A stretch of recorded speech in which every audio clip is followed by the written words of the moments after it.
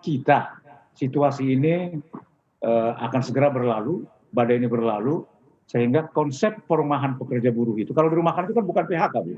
Jadi artinya mesti dirumahkan misalnya sebulan 2 bulan itu. Harapan kita kalau ini berlalu, justru situasi ini dia akan bekerja kembali kan, setelah dirumahkan. Nah, kalau yang pasti yang real angka pengangguran kita pasti nambah 2,92 juta sampai 5,23 juta. Jadi ini angka ini cukup besar, angka pengangguran ditambah dengan angka yang PHK itu. Kalau angka PHK kan baru sekitar 318.000 ini angka PHK-nya. Justru yang besar adalah angka yang dirumahkan. Jadi saya pikir kalau situasinya ini berjalan dengan nanti mungkin bulan Agustus atau Juli normal, mungkin yang dirumahkan itu akan bisa bekerja kembali. Saya pikir itu. Itu ekspektasi Bapak ya, karena kita juga tengah menyongsong era new normal ya Pak, seperti yang digaungkan oleh pemerintah pusat. Ya. Ya, seperti apa? Apakah ada target dari Kementerian Ketenagakerjaan berapa banyak dari pekerja yang dirumahkan ini bisa diserap kembali setelah ekonomi kemudian mulai dibuka secara gradual? Ya, saya pikir Bu, makanya kalau kita dukungkan dengan konsep skema kartu prakerja, itu hampir 5,6 juta itu skema untuk ini. Sehingga orang yang dirumahkan ini, orang yang di PHK saat ini, itu dalam tempo mungkin 2 bulan ke depan, kalau situasi normal kembali ini, maka saya pikir itu akan bisa bekerja kembali. Sehingga angka pengangguran, angka PHK juga akan menurun. Bayangan saya, prediksi saya seperti itu Bu. Jadi skema kartu pekerja ini adalah dalam rangka untuk mengatasi ataupun solusi apabila ada dirumahkan maupun di PHK ke depan ini. Solusi sementara ya Pak. Berapa banyak Pak korban PHK yang terserap untuk program kartu prakerja yang sudah terjadi sebelumnya untuk gelombang 1 sampai 3?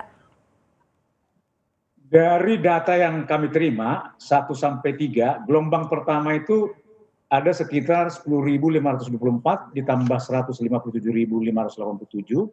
Kemudian gelombang kedua 288, 154. Gelombang ketiga 224.657 sehingga sekitar hampir 700.000 gelombang pertama. Ini gelombang ketiga. Nah, sedangkan gelombang 4 saya tadi diskusi dengan Kemenko masih lagi masih dihitung soal apanya, Bu. Tapi gelombang 1 sampai gelombang 3 sekitar hampir 700.000 yang sudah menerima manfaat kartu prakerja. Oke, Pak, dari Kementerian Ketenagakerjaan kemudian juga bekerja sama dengan kementerian-kementerian yang lain, apa saja Pak stimulus atau keringanan dan juga program pengamanan sosial yang disiapkan untuk para pekerja yang menjadi korban PHK?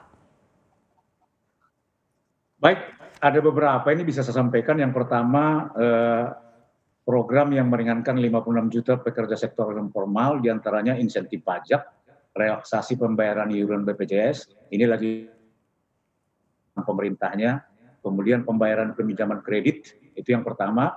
Kemudian yang kedua, stimulus ekonomi bagi pelaku usaha, untuk mencegah meluasnya PHK, berbagai paket stimulus ekonomi diberikan kepada perusahaan dengan komitmen supaya jangan melakukan PHK. Kemudian prioritas kartu prakerja bagi pekerja korban PHK, itu sekitar 5,6 juta orang, terutama prioritasnya adalah yang di PHK maupun dirumahkan. Kemudian yang keenam adalah perlindungan terhadap pekerja migran, baik yang sudah kembali ke Indonesia maupun masih di luar negeri, seperti pengiriman paket sembako untuk pekerja yang migran yang ada di Malaysia. Kemudian dengan kementerian lain bekerjasama perbanyak program padat karya tunai di Kemendes, di Kemen PUPR, Kemen BUMN, dan kementerian lain untuk dapat menyerap tenaga kerja.